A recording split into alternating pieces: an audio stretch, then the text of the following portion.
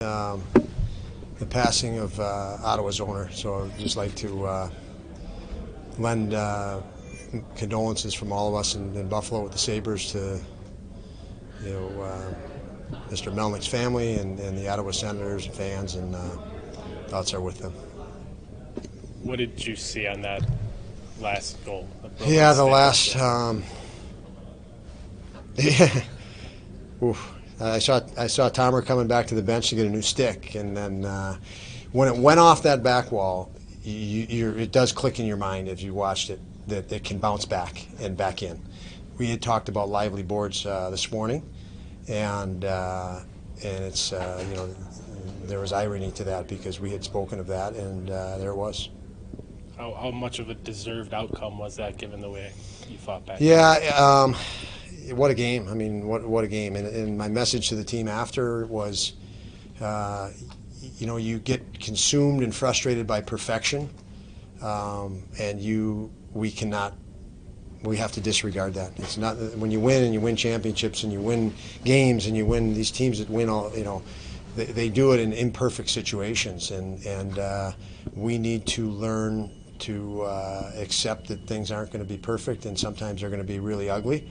But you can't lose your compete and work ethic. And I thought when a game was getting away from us early, we reverted back to, we went within ourselves and competed harder and worked harder and didn't, the chatter on the bench was great. Nobody was feeling sorry for anybody else. Nobody was getting mad at anybody else. They were right on the cusp of that. And then the compete gear kicked in rather than the whining.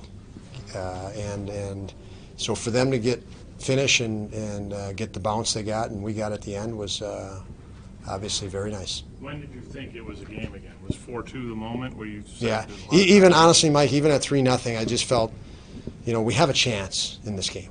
We still have a chance. Let's not get all worked up here.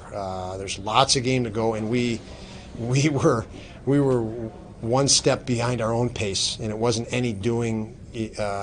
We were doing it to ourselves, I felt. We just didn't acclimate and get into the game yet, and I figured, let's get into the game before we even let our mind think this is going to be undoable. And, once we got some, a little bit of adrenaline and we tweaked lines again today, and I thought that was really good of our guys. We kind of got them out of their own head and trying to be perfect, and they just went to work harder, and second period was very good. How much did you think it helped Tuck? I mean, we've talked before about he's been struggling, and he got a goal, which had to be huge, but just it seemed like there was more from him. Totally different. I mean, he's, everybody has come to know Tuck as a guy that cares, and he cares about lots of things. He cares about everything. He's just that's his nature, and I think jumping to a different line snapped him out of any worry and concern of things weren't going well on one line, and the chemistry wasn't there, and he just went, his compete and work ethic just elevated, and he was a force from that point, I felt. And when we can get that guy as a force, it's impressive, and what a goal, what a pass by Victor to convert on that. Let's see, between the two shots and the pass, how much confidence have you seen in Victor right now?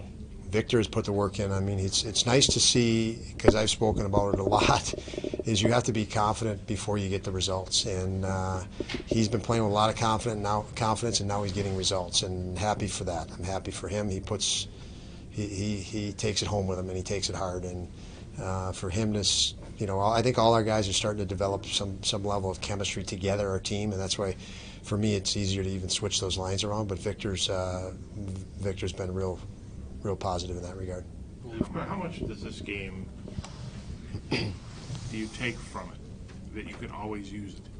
Yeah, my takeaway from this game, Mike, is don't worry about things being pretty. It's get comfortable and messy, because that's professional sports, and it's everybody's going to pick you apart for this mistake and that mistake and the other, and that's fine. But you got to ignore it. You got to ignore it and move on, and because if you don't, and you're going to miss that next opportunity, and that was what I was most proud of our guys today, because you could have easily dwelled on this, that, and the other, and there was no dwelling. And again, as a coach, you're happy when your guys shift into that gear and mode, and then they get rewarded for it. You're extremely happy. That is for sure. I know you've coached a lot of games in this building, but to be a head coach in your hometown, was there any personal significance? Yeah, you know, it's interesting, and I told the team after, you know, I have lots of family here that I'm going to run and see before we hop on a plane. But really, and Mike asked me before the game, it was all about getting in here and finding a way to win a hockey game. And I will tell you with all honesty, you know, I love Chicago. It's where I grew up. But, you know, as I said over the summer when there were other job openings, I wanted to be in Buffalo. And I told our players that after the game.